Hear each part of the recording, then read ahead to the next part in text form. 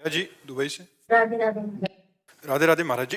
महाराज जी, जब से मैंने होश संभाला है, मन क्रम और वचन से किसी का भी बुरा नहीं चाहा है। महाराज जी, आध्यात्मिक कर्म अच्छे से करते हुए भी हमेशा नकारात्मक परिणाम मिलता है। जैसे कि मैं अपने कार्य क्षेत्र नहीं, आप गलत शब्द मत बोलिए।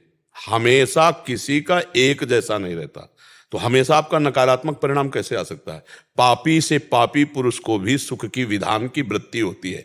आप देख लीजिए, पापी से पापी भी पुरुष का ऐसा नहीं है कि वो दुखी भोगे, उसके भी जीवन में आनंद आता है, सुख आता है, उल्लास का अवसर आता है। तो आप इतना तो मत कहिएगा कि पूरे जीवन का परिणाम ये है कि हम धर्म से चलते हैं, कोई पाप कर्म नहीं करते, पर नकारात्मक ही उत्तर आता है। ऐसा नहीं, सकारात्मक और नकारात्मक दोनों आते। दिन ही दिन किसी के जीवन में हो ऐसा नहीं, रात भी है, और रात ही रात किसी के जीवन में ऐसा नहीं। चूंकि ये प्रकृति का नियम है, इसलिए हम बिना किसी ननुनच के ये आपकी बात काटते हैं कि आप जो है नकारात्मक सोच ही आपके सामने या नकारात्मक परिणाम ही आपके साथ, ऐसा नहीं है। क्योंकि सृष्टि का एक क्रम है, कभी सुख कभी दुख, कभी अनुकूलता कभी प्रतिकूलता, कभी लाभ कभी हानि, कभी मान कभी अपमान। ये सबके जीवन में आता है, सबके जीवन में आता। किसी का एक जैसा जीवन, भगवान ने जब अवतार लिए उनका नहीं चला तो मनुष्य का क्या चलेगा? समझ रहे हो ना? कितना सुंदर बढ़िया जनकपुर से ब्याह होके आ रहा है राम जी का। दशरथ जी आनंद मगन फूले, पूरी अयोध्या फूली। अब ये हुआ कि कल सुबह राज्याभिषेक कर दिया, सामय के 14 वर्ष का वनवास निश्चित हो जाता है नहीं। तो इसलिए भाई हम पहले इसलिए कि आप ऐसा कहेंगी तो सबको लगेगा कि क्या यार परिणाम है, वो धर्म से चल रही और परिणाम नकारात्मक आता है। ऐसा नहीं, ऐसा बिल्कुल नहीं है। जो हमारे पूर्व जन्म में कुछ शुभ और कुछ अशुभ, उससे निकाल कर ये शरीर बना है। अब कुछ शुभ आएगा कुछ अशुभ आएगा। कि आपके जीवन में शुभ नहीं आया? आप ऐसा नहीं कह सकते कि नहीं आया। शुभ आता है तो अशुभ भी आता है। हमको धैर्यपूर्वक अशुभ से लड़ना है। सुख में तो किसी को लड़ना पड़ता नहीं है ना, वो तो आनंद भोग करता है। लेकिन अशुभ में लड़ना है, हारना नहीं है। उस समय लड़ना यही कि राधा राधा राधा, और बुद्धि के द्वारा अपने को बचाना है। हम कहीं डूब न जाएं, उस दुख में, उस विपत्ति में न डूब जाएं। देखो, इसका नाम मृत्युलोक है। कभी ऐसा हो सकता है आपके प्रियजन मर जाएं, मृत्युलोक है ना, प्रियजन बिछुड़ जाएं। कभी ऐसा होता है प्रियजन मिल जाएं। तो हमको बहुत संभल के चलना है इस मृत्युलोक में, कि हमारे प्रियजनों का वियोग हो सकता है, मरण हो सकता है। इसका नाम मृत्युलोक। हमारी प्रिय वस्तुएं हमसे छिन सकती हैं, ये मृत्युलोक है। यहाँ पता नहीं कब कहाँ कैसा। इसीलिए हम कहते हैं नाम जप करो, राधा राधा राधा राधा, और हे प्रभु बचाओ। बड़ा भयावह संसार है, बड़ा अब वो चैन से सोने की जंजीर पहने जा रही है, और दुष्ट आया पकड़ के, ऐसे मुंह भरा वो गिर गए। 40,000 50,000 1,00,000 की जंजीर होगी, और उसका जीवन नष्ट, हाथ टूट जाए, पैर टूट। वो मोटरसाइकिल में बैठे ना, ऐसे लोग खींच लेते।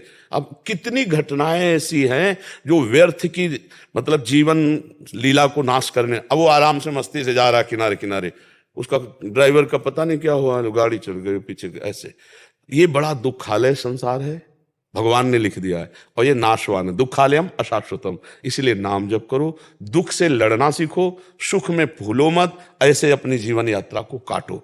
जो कर्म हमने किए हैं वही हमारे परिणाम में आएंगे, पक्का समझो, उसके अलावा नहीं आ सकता।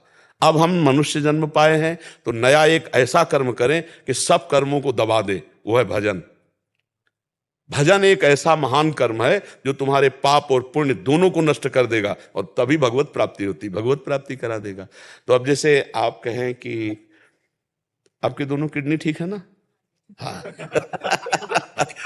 हम बचपन से किसी जीव को मारा हो ऐसा याद नहीं, और भजन के सिवा कुछ काम नहीं, और दोनों किडनी फेल है। विचार करो आप। अगर दावा पेश करें तो करने का अधिकार रख सकते हैं, लेकिन हमको ज्ञान है इस बात का, इसलिए दावा नहीं पेश करना है। हमारे कर्म का फल हमको प्राप्त हुआ, लेकिन हमारे प्रभु का प्रसाद। स्वस्थ किडनी वाला इतना कार्य नहीं कर सकता जितना फेल किडनी से कार्य करवा रहे प्रभु, नहीं करवा रहे। ये भगवान की कृपा है, और ये हमारा कर्म है। कल तो गुरु भगवान 1-1.5 लाख लोग थे। हाँ, आज उससे ज्यादा। मेरे जवान छप गई। तो हम ये बताना चाहते हैं कि हमारे कर्म हमको गिराना चाहेंगे पूर्व के, लेकिन यदि हमारा भजन है, भगवान का आश्रय है, तो हमको ये कर्म रौंद नहीं पाएंगे। ये बात है। देखो, मनुष्य जब भगवान से विमुख होता है तो पापी कर्म बनता है, कौन ऐसा गृहस्थ है जिसने भ्रूण हत्या न कराई हो, गर्भ हत्या न कराई? कोई बिरले गृहस्थ होगा। आप विचार करो, और उसका कितना बुरा दंड है, अब ये तो पता नहीं है। कोई बिरला ऐसा होगा जो बच्चा नष्ट न करवाता, बिरला ऐसा है। हमें तो बिरला में भी ढूंढना मुश्किल पड़ जाएगा, नहीं तो कई तरह से जीव का नाश होता, कई तरह से नाश किया जाता ना। अब आप कहते हैं हमने कौन सा पाप किया, बहुत सूक्ष्म विषय हम बता रहे हैं।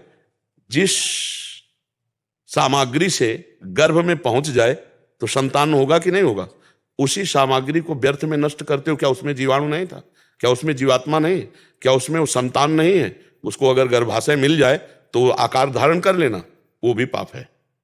उसको ऐसे नष्ट करना पाप है। कौन मानता है? किस तरह से व्यवहार हो रहा है आप जब सूक्ष्मता में देखना।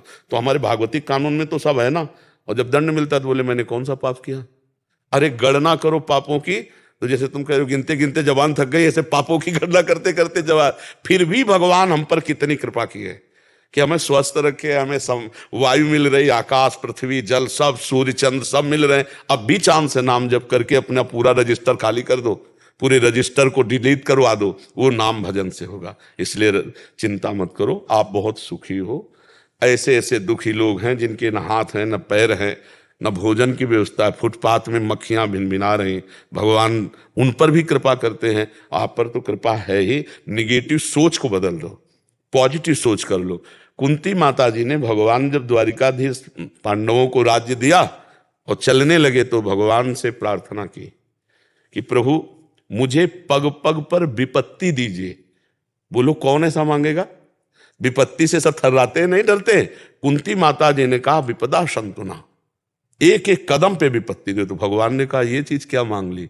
बोले प्रभु आज संपत्ति मिल गई तो आप पीठ करके द्वारिका जा रहे हो, और जब विपत्ति थी ना तो आप दौड़ते हुए आ रहे थे। मुझे आपकी सम्मुखता चाहिए, जो विपत्ति जो दुख आपकी याद कराए, आपका दर्शन कराए, वो संपत्ति से बढ़कर। और वो संपत्ति जिसमें आप पीठ करके द्वारिका जाओ आग लगे, ऐसी संपत्ति नहीं। मुझे पग पग पर विपत्ति। तो विपत्ति तो भगवान से मिलाने के लिए आती है। यदि हम विपत्ति में देखें तो अपना कोई नजर नहीं आता। ये बात सही बोल रहे हो महाराज जी। कल जब मैं आई थी तो और सब गलत बोल रहे थे।